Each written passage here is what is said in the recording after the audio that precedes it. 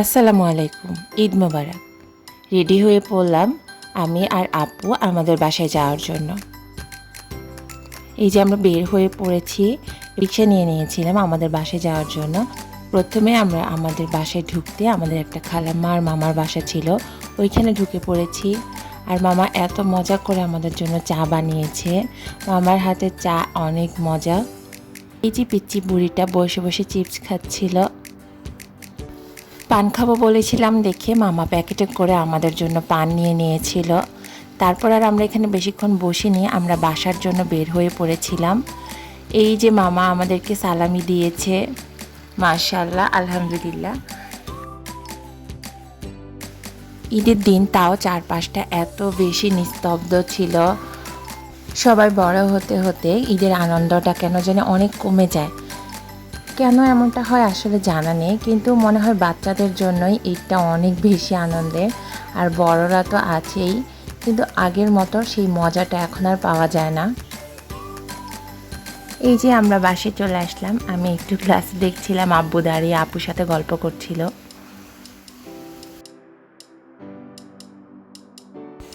মাশাল্লাহ, আব্বুকে এই টি শার্টটা এত বেশি সুন্দর মানিয়েছে। সে আরেকটা সুন্দর শার্টও কিনেছিল, একটু পর পর আমাদেরকে পরে পরে দেখাচ্ছে খালি। আর আমার কাজ হচ্ছে ছবি তোলা, আমি খালি ছবি তুলছিলাম। আব্বু খালি হাসতেছিল যে এত ছবি দিয়ে কি করবে।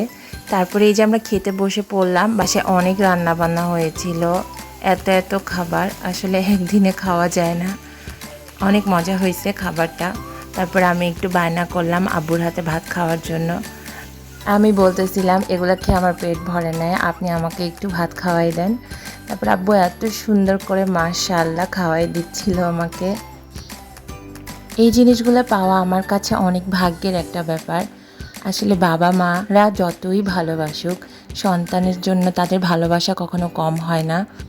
বাবা মা ছাড়া হয়তো বা সন্তানকে কেউ এত বেশি ভালোবাসতে পারে না। আমি জানি না, আল্লাহ এই ভালোবাসাগুলো সারা জীবন রাখুক, মাশাআল্লাহ। তারপর আমি একটু বসে বসে কোক খাচ্ছিলাম, আর কত খাবো, খেতে খেতে একদম পুরা ফুল হয়ে গেছি। তারপরে আব্বুকে বলে আপুকে নিয়ে আমরা আবার আপুর বাসার জন্য বের হয়ে পড়লাম।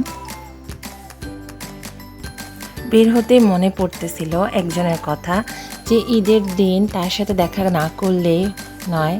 তারপর আমি আর আপু চলে গেলাম আমার একটা প্রিয় আন্টির বাসায়, যে আমাকে এত বেশি ভালোবাসে।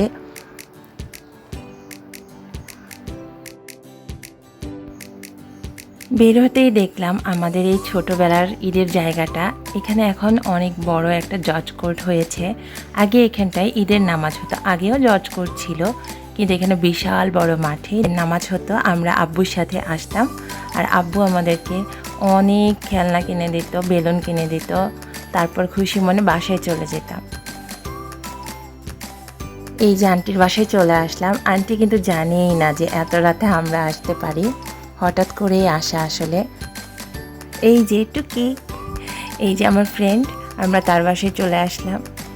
এই যে মিনি, এটা আমাদের অনেক আদরের মিনি, সে অনেক দুষ্টামি করে। যদিও সে এবার জার্নি করে এসে একদমই টায়ার্ড হয়ে তেমন একটা খেলাধুলা করছে না। তারপর তামু আমার আর মিনির সুন্দর সুন্দর ছবি তুলে দিয়েছিল। আর এই যে ম্যাডাম আমাদের জন্য স্পেশাল নাস্তা তৈরি করেছে, যদিও এই নাস্তাটার নাম অনেক বেশি কঠিন, আমার মনেই থাকে না। তারপর এই যে আমরা চলে যাচ্ছি বাসায়, অনেক রাত হয়ে গেছে, রিক্সা পাওয়া যাবে কিনা খুবই টেনশনের ব্যাপার। যদিও রিক্সা আমরা পেয়ে গেছিলাম। আলহামদুলিল্লাহ, অনেক ভালো একটা ঈদের দিন কেটেছে। কার কেমন ঈদ কেটেছে অবশ্যই আমাদেরকে কমেন্ট বক্সে জানাবেন। সবাই ভালো থাকবেন। আসসালামু আলাইকুম।